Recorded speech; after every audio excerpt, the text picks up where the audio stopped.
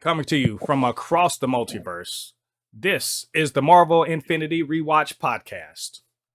Welcome and thank you for joining us on the Marvel Infinity Rewatch Podcast, where we are rewatching the most successful movie franchise in history from the very beginning. This week, we're heading to Asgard to get hammered with 2010's Thor. Joining me to discuss this film is YouTuber and fellow blurred, Freddie from DMV Comic Book Nerd. Freddie, my friend, how you doing today, sir? Hey Mo, I'm good. Thanks for having me on, man. Absolutely. You requested to watch Thor. This was your number one movie, so I was like, hey, let's see what Freddie's got to say about this. Of course, this is Thor, which is directed by Kenneth Branagh, who is known for Shakespeare and many other things. He's a celebrated actor. Written by Ashley Edward Miller, Zach Stentz, and Don Payne. Remember those names for later. And it stars Chris Hemsworth, who plays the title character Thor, alongside Natalie Portman, Tom Hiddleston, Stellan Skarsgård, Kat Dennings, Clark Gregg, and a bunch of other people. Idris Elba, Ray Stevenson. There's a lot. I remember this was a time when they were like, "Oh, we're casting all these names, right?" And Anthony Hopkins, of course, coming in as Odin. So this was released in May of 2011, and it was the fourth film in the young MCU. And as the fourth film, sowed a lot of seeds for both Captain America and the Avengers. And I would say it laid a lot of groundwork for the Infinity Saga. Freddie, what was this movie about, man? First, I'd like to set the record straight. I wouldn't say that this is my top MCU film. It might have been on the list. I might have been going in alphabetical order. I don't know, not alphabetical, chronological order of things I wanted to, movies I'd be willing to talk about. But that said, I like this movie. I'm not about to hate on it for the rest of this podcast, Right. but I will give you my honest opinions. And to answer the question, what is this movie about? All right, well, this is obviously a comic book adaptation of Stan Lee and Jack Kirby's Thor, which has been interpreted many times over the years by many great writers. I do want to shout out J. Michael Straczynski, who had a very notable run on Thor in 2007, and is also one of the writers of this movie. He helped come up with the story, along with several other people. But it's always great to have comic book writers on a comic book film, and I think that really helped this movie come together. That said, this is a story about the Norse god Thor and his family. We meet Odin, we meet Loki, we even meet Frigga. I don't know if she's named in this film. We have his friends, the Warriors 3, and there's also his lady friend Sif. I don't know why they call them. Why don't they call them the Warriors 4? Who knows? But the point is that they all are happy in Asgard until they aren't, because Loki is the god of mischief. He's always up to shenanigans. He wants to start a war between the Asgardians and the Frost Giants, who are his people. They are blue like the Smurfs, and they are cold like those. What are those guys called in Game of Thrones? The White Walkers. The White Walkers. Yeah. And then, so then, once Loki has tricked everybody, Thor gets the blame and is sent to Earth. He lands in New Mexico and meets some new friends. Jane Foster. What's the other guy's name? It's Dr. Selvig. Yeah. Thank you. Dr. Selvig and Darcy. Everyone's favorite from WandaVision. So those three, they're astrophysicists, which is an interesting take. We'll get into that later, I'm sure. But so they run into Thor. He's trying to get his hammer back.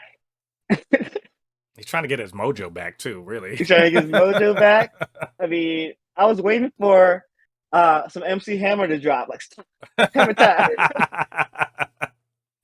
If this was a James Gunn movie, most definitely. But um, none of that. But it was a great movie, and over we get to see Thor, you know, have a character arc, grow, and go from unworthy to worthy. What did you think was a good thing or some good things about this movie?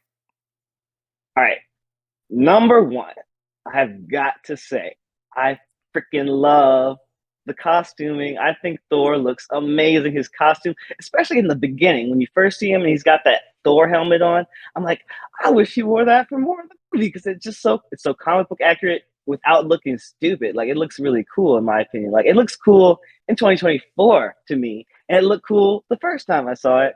Um, so like I don't know. I think they did something right with the costuming of this movie. Loki looks spot on. Like yeah, the whole Asgardian look, it's very intricate. Like the whole way they rendered, um, this out of world kingdom, and the frost giants Yeah. look kind of cool and spooky. Like I really love how everything looks, and even on Earth, you have a complete opposite, more naturalistic look, but it still looks pretty good in my opinion. Yeah, I mean, I think there was good uh design on this set design. For me, like the good on this, this was a really good blend of like Shakespeare, sci-fi, fantasy, Yeah. which was different for the MCU at the time. We'd only gotten three Hmm. movies, prior to that, and they were two Iron Mans and one Incredible Hulk, right? I Hmm. like Asgard. Asgard is portrayed as this like magical, otherworldly city, and there's like dramatic Shakespearean shenanigans going on. We got to shout out that Hemsworth and Anthony Hopkins are putting in work, and They are. Tom Hiddleston is doing his thing. Like he really Absolutely. is. There's a lot of scenery chewing going on in here, and I Like do. I want to Oh, mention, go ahead. like you had mentioned before, how they have all-star cast, but like I think at the time, Chris Hemsworth and maybe even Tom Hiddleston, they were not like They huge weren't names huge. like they are No, now. no, they And weren't. and, Like like some of the other characters, like Idris Elba, were bigger than them. hmm And they had Rene Russo as Frigga and Anthony Hop, so they were bigger names. But yeah, this was star turn. This was putting them on the map, so to speak. Oh, yeah, and I also want to mention also as good the Coulson. If you yeah. start you're starting to love Phil Coulson, and every time he shows up and you see Shield and Coulson in here, they're really kind of like this is foundational. They really Yeah. are between that and Iron Man 2 really putting Shield out there. So Uh Iron Man 2 came before this one, right? yeah, yeah, it was right. I think it was right before this one. That's what I thought. So what did you think that was bad about this movie? Well, um, I'll go ahead and say it. Like, um, have you heard of the Bechdel test? Yes, two women have to have a conversation about anything that's not a man, right? Yeah. So I'm not sure if this movie passes the Bechdel test, but even beyond that, I was looking to see if this passes the black test. Like, now we can all have our own criteria for what passes the black test, but for me, I was just trying to figure out, does it pass the black test? Well, it doesn't have a lot of black people in it. It does have Idris Elba. And Idris Elba does a great job as Heimdall, And boy, they were mad and about that. Do you remember how they mad were they were mad. mad about Yes, I that? Oh do. my god. They're mad about Us. it then, and they're probably still mad about it. But I loved it. I think he did a great job. But you know how it goes. Like they whine every time a person who was previously white is now cast as black, especially in like a fictional setting like Asgard, even though it's Yeah. based like they're like, what about whatever? Like, Yeah. but my point is that even though we got Idris Elba, he was one of few black people. The only other black person I can think of in this film was that giant black man who fought Thor on the Shield base, Yeah. who looked like the Kingpin. What's his name? He Who looked played like Kingpin yeah, he looked like Michael Clark in the Duncan. first? Yeah, Michael Clark Duncan. So I don't know. I don't think that was him, but yeah, that's kind of. I could have mistaken it for him very easily. And then there were no black women. in this film that I could remember or notice. Did you notice I any? think there was one, and she was an extra in the diner when they were when the destroyer came to town. Okay. Yeah, just no, Did she did she, I did she saw. have any lines? Oh no, she was just like everybody else trying to get away because they were scared. So So I would be remiss if I didn't mention my man Samuel L. Jackson coming in clutch at the at the post end, credit scene. he wasn't really in the movie though. I mean, he was. No, There was, I but guess I was hyped. there was one other person of Listen, color, the Sitwell, the guy that plays Sitwell, who we of course we I know the guess yeah, he's he's but brown, he's I don't brown. count him because he's a traitor. He's over there hailing Hydra Yeah, secretly. yeah, But I gotta say though, even when I rewatched this, I was just so hyped to see Sam Jackson at the end because I forgot, I forgot what the credit scene was. So right. it's always a joy to see him come in as Nick Fury and do his thing. I really like that post credit scene, but it wasn't enough for it to pass the black test. I have to say, like I think that for the black test, you gotta have maybe two black people, maybe one man and one woman Hmm. at least, and they gotta Which talk to each other. and I kind of give this a bit of a pass on that. Like I wasn't. Yeah, This is about Norse gods and like and they're in the middle of right. Mexico. Ain't a lot of us between those two things between Asgard and New Mexico. You ain't gonna see a ton of I us. So suppose. it's I'll say the one thing What about Asgard though? If they could have one in Asgard, I then couldn't they have mean like look, two or three? you're asking a lot. Like I guess. Like I guess from a point of view. they threw Heimdall and I'll talk about him later. But like they we were gonna get one, so at least they got interest Yeah. for it. I'll They take threw it. us a bone, but like yeah, it wasn't meant to be, a black film. Yeah, I'll yeah. acknowledge that. I'm just I saying as a black viewer, I had to I couldn't help but be aware of this. right. That's all I'm saying. I will say for me, the bad in this movie was the cinematography. Really, really took me out many times. Like, Really? well, and in this way, sometimes it's perfectly normal and fine. Like, especially when it's and mostly when it's in Asgard, it's perfectly good. Like, in some ways, great. Especially towards the end of the movie with the climax and the fights and everything. Where this Hmm. movie takes me out is this decision, either by the DP or the director, to do these off kilter angles for no fucking reason. Yeah, the Dutch angles. I was gonna And I was mention that. just Yeah. like, I'm like, why? See, my thing is, I know why you use them to make people feel slightly unsettled, right? But I didn't understand why are you doing this here? They would do it. They would Mm. be off, off kilter angles for no reason. Because you do it in a horror movie, it's to to raise the unease. So I'm like, is Sam Raimi behind the camera here? What the hell is going on? And there's nothing, there's no reason, there's zero reason for it. Like I can't Mm. just to be different, just to be weird. It just made I was often just like, I don't like this angle. Like it's not even that it doesn't add to the scene. It doesn't add to what's going on. It's just you doing something. I couldn't stand that, and I was noting it all through the movie. That's Um, interesting. Like I can't say I noticed it at all. Like, I did notice that there are these angles, but like I can't say that it bothered me at all. But back. Yeah, there are good uses of playing with camera angles and everything like that, but it has to be to a purpose, and I never felt like there was a purpose for it. Hmm. I also felt like everything felt really small, and I don't mean like, oh, this is a small intimate story. No, I mean like everything felt small. Jotunheim felt like it was like somebody's backyard. Asgard felt like it was a painting and then like four rooms. And don't even get me started on that fake ass town that they filmed in. That is not a real. That Hmm. place doesn't exist. They went out to the desert and put up shit like this was in like like it was on a back lot. That's not a real Hmm. place, and I felt it. Everything felt. I was like, this ain't none of this is real for real. My suspension of disbelief went out the door. And last but not least, the underutilization of Jamie Alexander needs to be studied so that they never do it again. How you get the beautiful Jamie Alexander playing one of the coolest Thor characters, Lady Sif, right? And sideline her. I mean, she gets to do some stuff, but she's mostly sidelined. And I'm just like, why? She looks great in her. She could have been Marvel's Wonder Woman, and they just kind of sideline.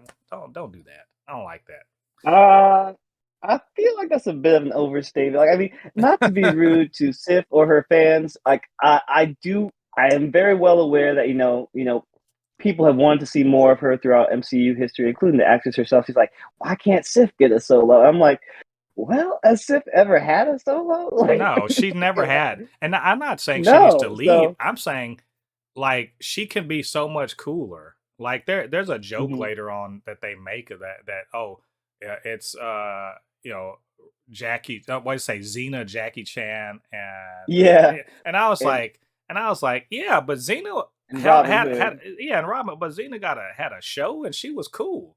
Sif could be Yeah, that. yeah. I'm not saying she had to be up front, but like she's way more than what they did with her in here, I think. I Um, agree. Yeah, I mean, I think that there's not enough time to get to know all the characters. Like those his friends. Like I said, it's weird that they are the Warriors three, but plus a girl, but plus girl power. yeah, Like 'cause they were like they had a why girl not power Warriors moment. Like, 4? Yeah, why not Warriors 4? eh, You're right mm-hmm. about that, I think. Also, so here's my weird thing about what was weird about this movie. Um, why did this movie focus so hard on how thirsty Jane is for Thor? Like it's almost distracting. Like there are so many points where I'm just like, you almost look like you about to pull out some dollar bills and put it in his garter or something. What is happening? Well, And why I did do think a and lot of this audience is members would as well. well, I They get don't. it. Now here's the thing. I get it. Hemsworth got jacked. He looks great. Like that's one of the things I noted when I first saw the movie, like back in the day. I was like, no, he looks like fucking Thor. He looks Like, great. I think that was, yeah, like the casting on him, and they made him look like Thor. Like, it was great and unexpected because I think prior to him being casted, everyone had the image of like a Fabio in their mind. I Yeah. think like long blonde hair, muscly guy. But but Thor came out. Chris Hemsworth came out. You know, a little younger, a little leaner, I guess. But he was My in the man right was place at the right jacked. time to take on this character. Yeah. And yeah, and then he got jacked. Of course, they give you the shirtless scene that they give you in every Marvel I movie, but I'm just this is probably the first one that was like really kind of yeah. steamy because I don't know if people were steamy over Robert Downey Jr. I don't even remember if he No, had a shirtless no, scene. no, and definitely not Edward Norton. But I saw that, and I, Mm-mm. I was like, I get it. That, you're doing it for the ladies The beefcake. and yeah, and the dudes that that they like. They want to. I get it. He looked great, but god damn, Jane was like every time she was, She was. I was like, god damn, somebody get this woman some water because Listen, she's so thirsty. when she said, "Oh my god," like that was definitely Yeah, a definitely. moment made for the I trailer. was like, I don't know why they didn't just give her an O face right there, because like she's what she's thirstier than an Egyptian mummy. God damn! I was like, y'all, come on, pull back a little bit. Don't be making that her defining character trait. She knows physics and she can't wait to get hop on Thor. Come on. Well, Uh, to that point, I gotta say, like, I really did enjoy the romance aspect of it because I felt like, uh, like I said, it is a sci-fi fantasy film, but it's also a romance. Like, yeah, you can see the romance from of Thor and Jane from start, like just see it begin, yeah, and it's a huge part of the movie, and I think it's pretty successful at it because you do feel the chemistry, or at least I did. Like, I think that unlike other superhero movie relationships, this one really kind of shows you, right, what they kind of see. It just shows them coming together, and I think that on top of that, I want to give this movie credit because they really did level Jane up because like Jane had never been an astrophysicist in the comics before this, and here like she's you know a genius and she's like figuring this stuff out right, and she's the only one on the scene. Like the government is trying to steal her work, and it's right. like it's very interesting because we do have a hospital scene and usually Jane is a nurse, and she's not, a nurse in this film or a doctor, um, like that. Well, So I you mean, know what I'm saying? Like, she's not a medical doctor, but I do believe right, not a she has medical her doctor. She's PhD in PhD like in physics or hmm something like that. right. Um, So, yeah, no, that um, was a good aspect. I mean, like it was.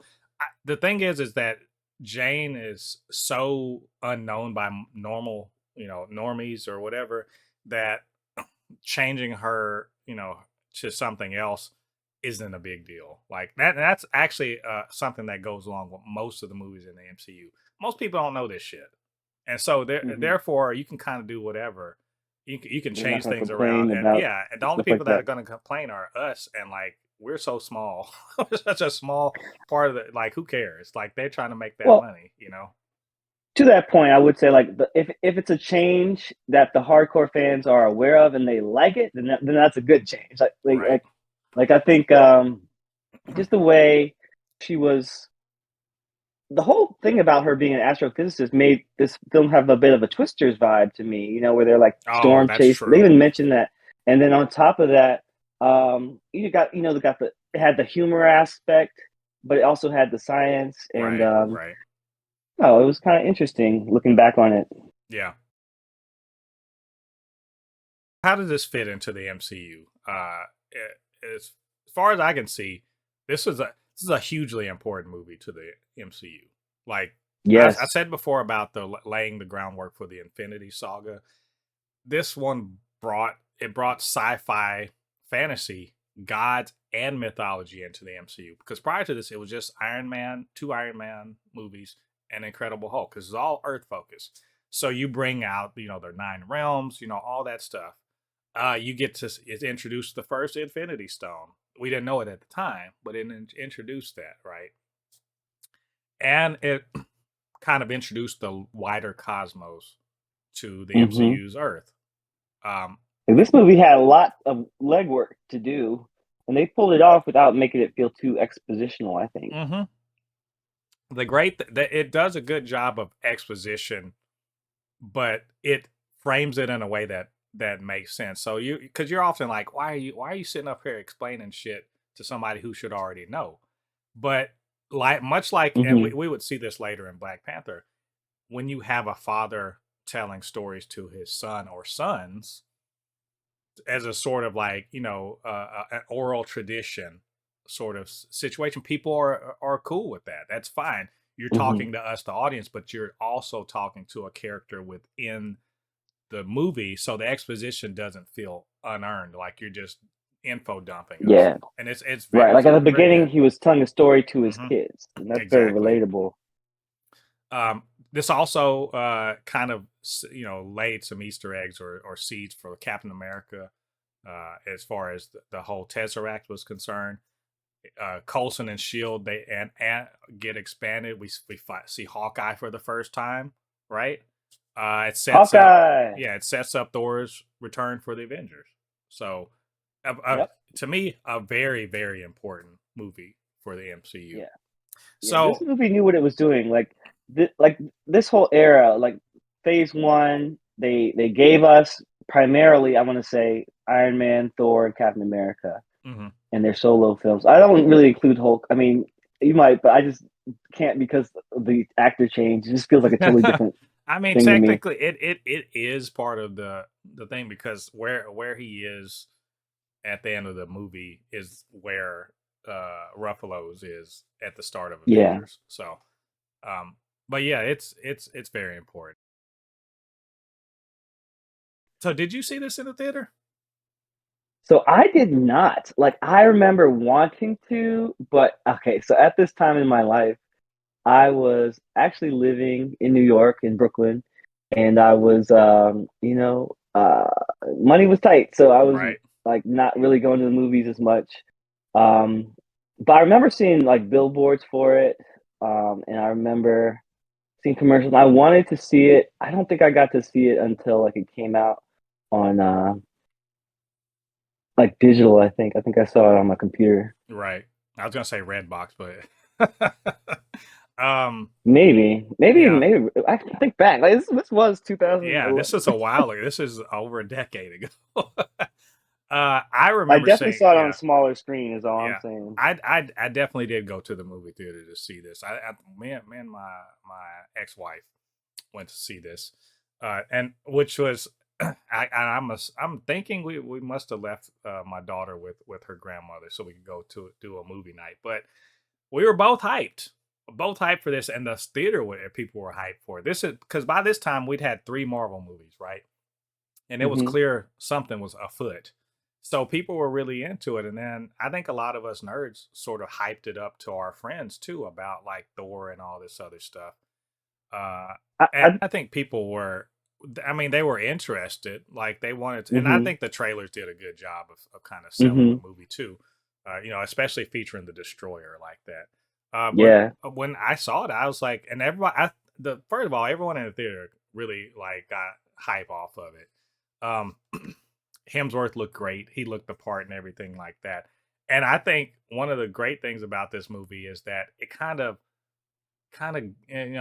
wiped away the bad taste that Iron Man 2 kind of left. I liked it at the time. I now in retrospect it's really not that good.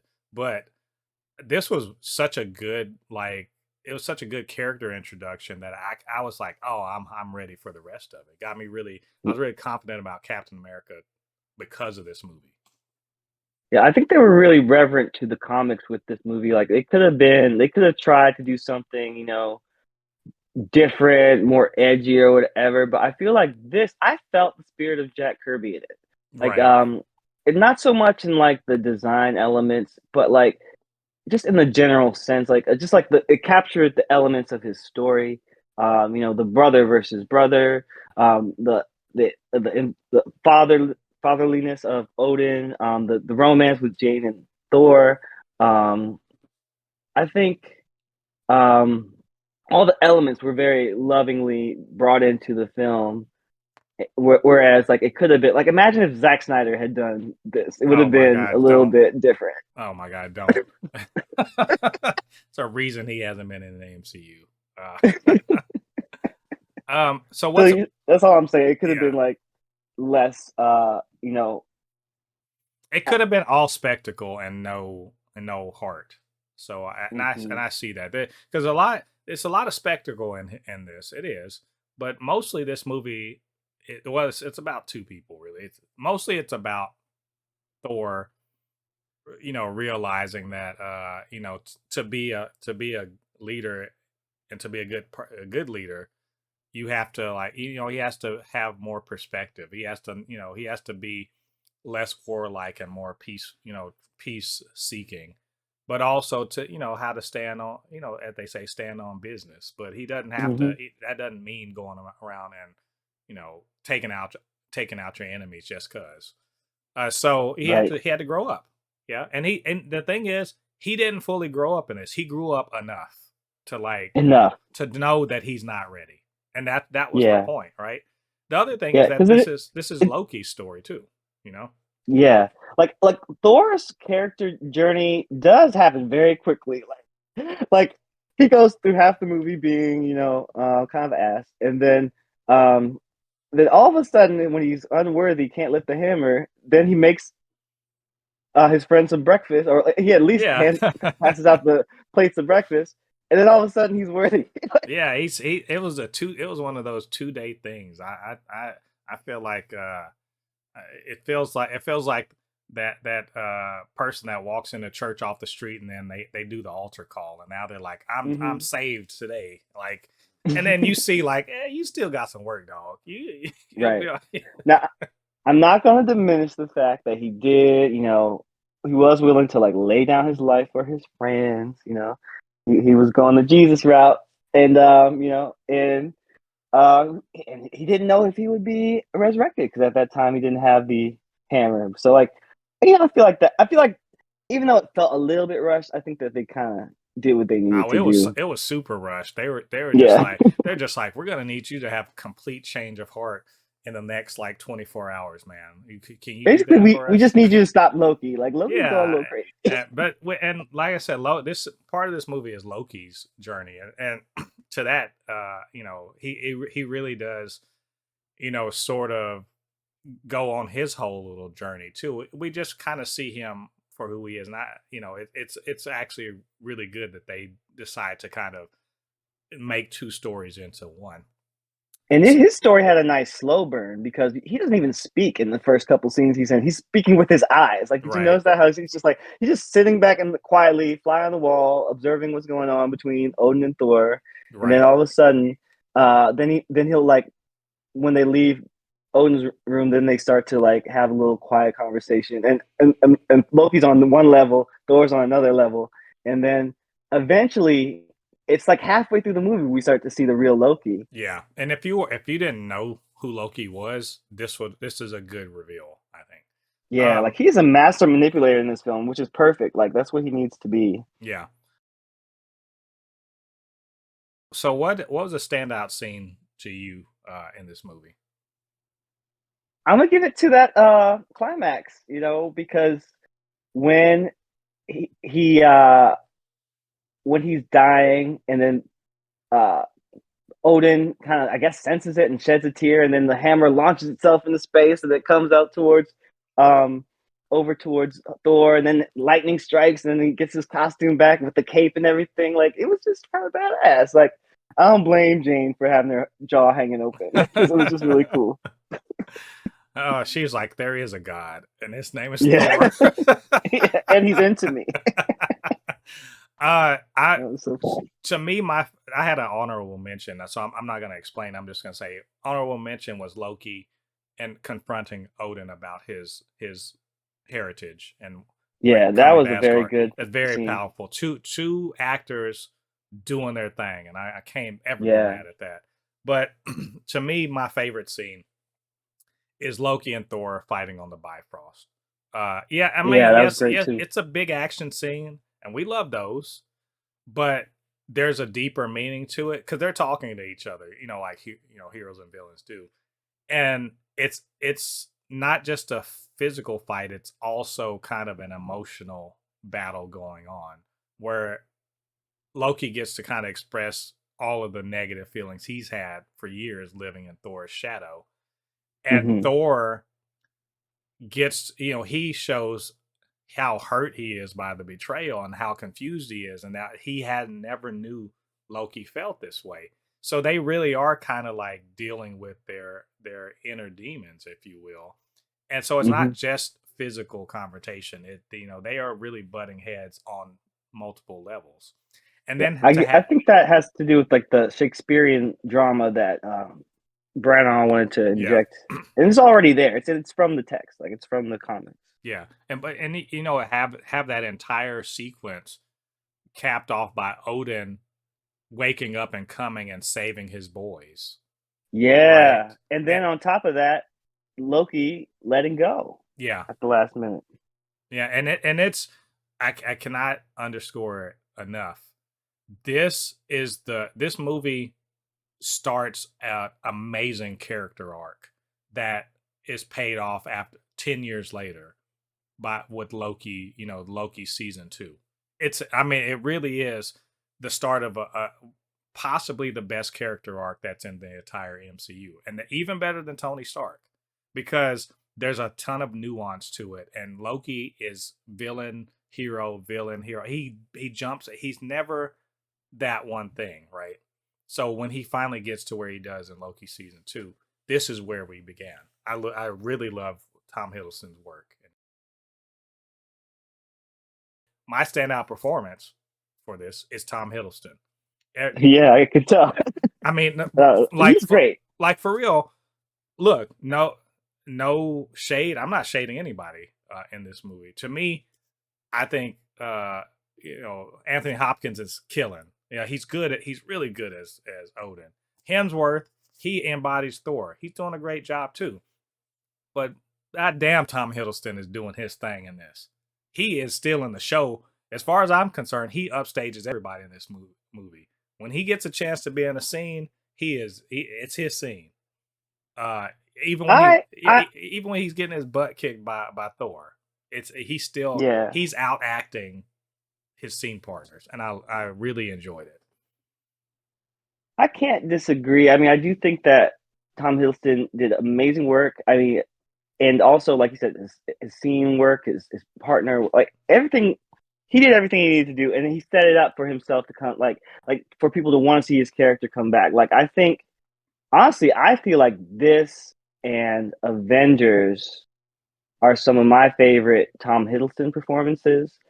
I'm not a big fan of the Loki series, but I won't get into that right now. It'll take forever for me to explain why. But the point is, but I can see why he deserved his own show as an actor, because people are going to be compelled by his acting for sure. If I had to pick my standout performance, I'm going to go a different direction, and I'm going to give it to my girl Kat Dennings as Darcy, because like I was just thinking, I was like, you gonna say Darcy? I knew it. I knew it. because how could I not? Because like that's the most memorable thing about this film, honestly. Like when people left the theater, they're remembering Darcy's one-liners. Like she was talking about meow meow. She was talking about like her how she's not dying over 6 college credits, and like she just she was just hilarious. She was bemoaning the fact that that they took her iPod that had 30 songs that she just downloaded. Like, talking about a dated reference, but I love it. Like I think she brought some much needed humor to this film, and it's just very memorable. And like and then not only for her to have this small role, but for her to come back later and still be, a character who is like humorous but also interesting, and like, and not just interesting, but also powerful in her own right, or at least intelligent in her own right. Like I think that really was a stroke of genius to, have a character who is someone that regular people can relate to, Right. Yeah, like she she's was not a good. god, she's not an astrophysicist, she's the intern. Yeah, I enjoyed the energy she brought. She was I'm a big fan of Kat Dennings anyways, but I really think that was a good casting decision for. We have to do the Stanley watch. Stanley Yes. shows up. He's a, I don't want to call him a good old boy. That's not a that's I don't feel like that's a fair assessment here. He's a country guy just trying to use his big his Big pickup rig, truck, his truck. his truck to try to move Mjolnir. That was But perfect. so Loved it. unfortunate. Seeing Stan in flannel. What is it? Love seeing Stan always. Man, what about that ending though? What was it, a Marvel ending? Do you feel like this was a Marvel ending, a conventional one? Absolutely. I mean, what more could you ask for? The hero saves the day, the villain gets away to come back another day. Oh, that's a We get bar. a post-credit scene. Like, like, what more could you ask for from a Marvel movie?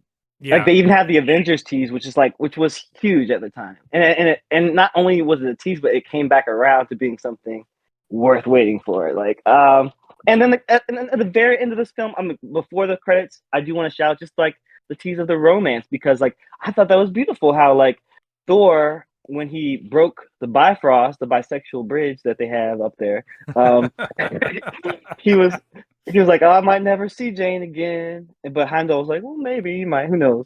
But he said that he could see Jane down on Earth working to bring him back, and and then they showed us yeah, the clip of her like, and like I just thought that was really sweet, because like it speaks to how even though he's a god and she's immortal, they're kind of on a, I don't want to say equal level, but maybe, because like it's it's going to be her who enables him to come back to Earth, right? In right. Thor Well, 2. I think that's the idea. So she, I mean, Yeah, that's what I remember. I I mean, can't. It's been remember a while since I saw Thor 2. remember she's her, she's defined by her thirstiness. She is so thirsty.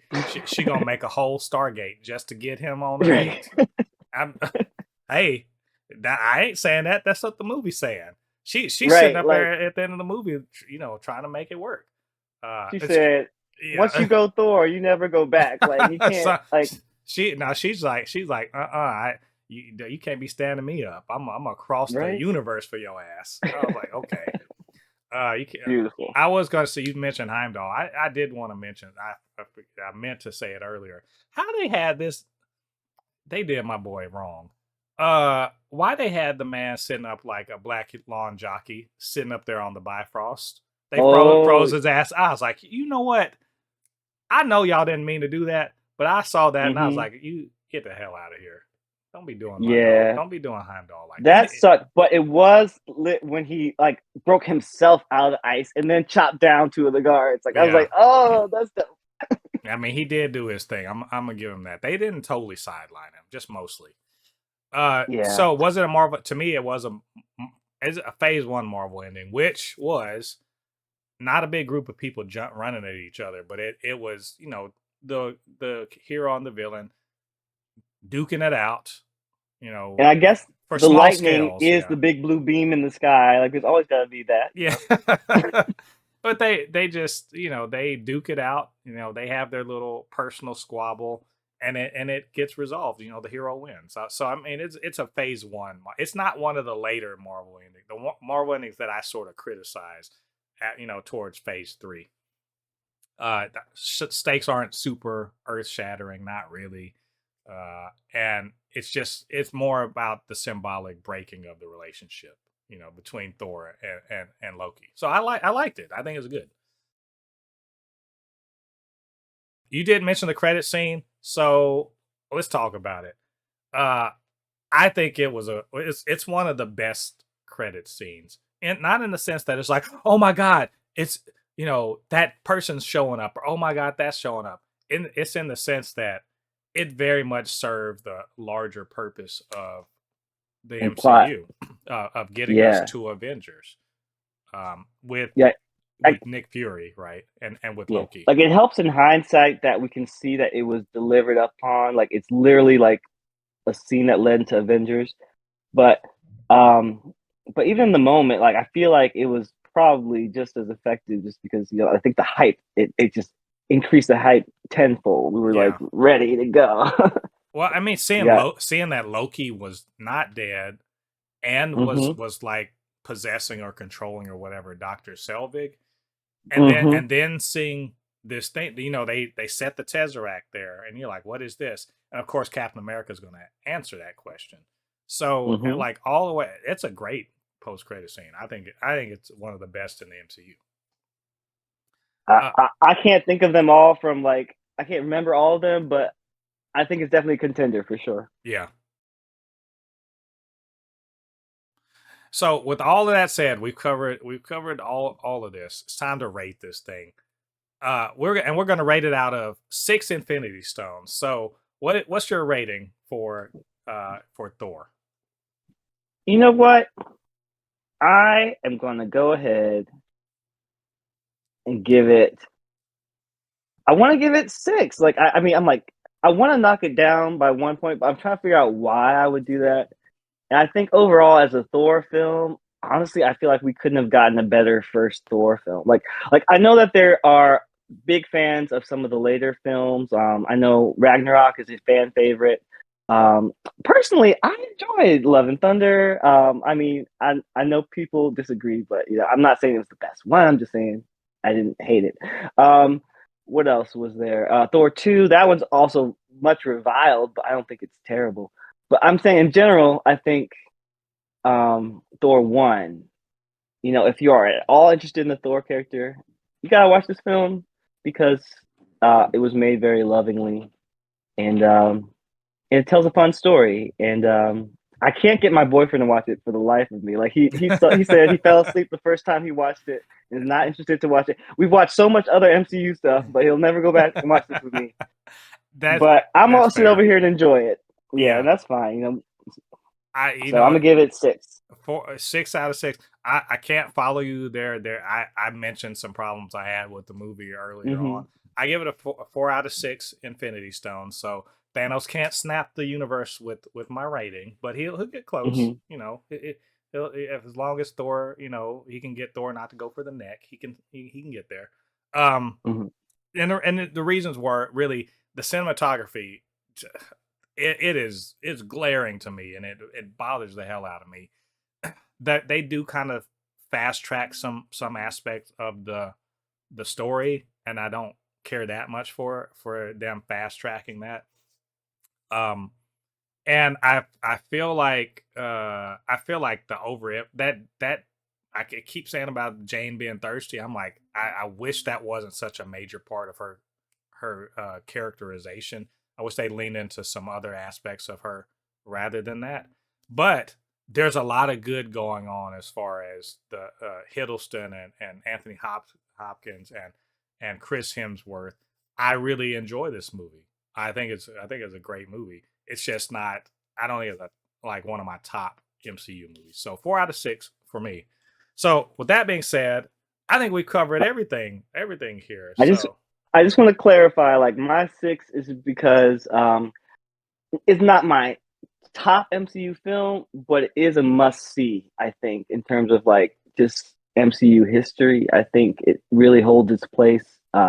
Even how long, like 15 years later, like I think, um, you know, it's rewatching this so that we can discuss it. Like, thanks for having me to discuss this with you because I do think it kind of like made me appreciate this movie a bit more than I did before. So right, yeah, yeah. I'm gonna stick with that 6.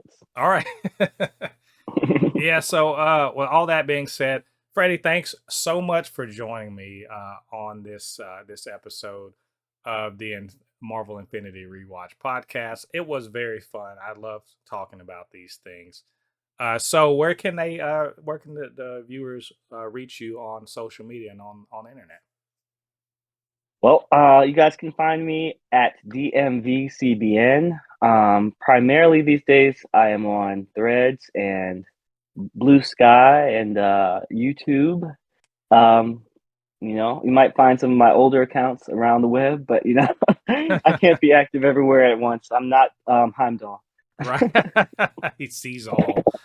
All right, yeah, and you guys go check out Freddie on his various social medias. Show some love there, and while you're doing that, show us some love. Get down there and like this video, subscribe to the channel, hit the notification bell, all that good stuff. Or if you listen to us on a podcasting platform, leave us a review. 5 stars would be best. Whatever you think we deserve here, and of course, you can always hit me up. 6 Infinity Stones. Yeah.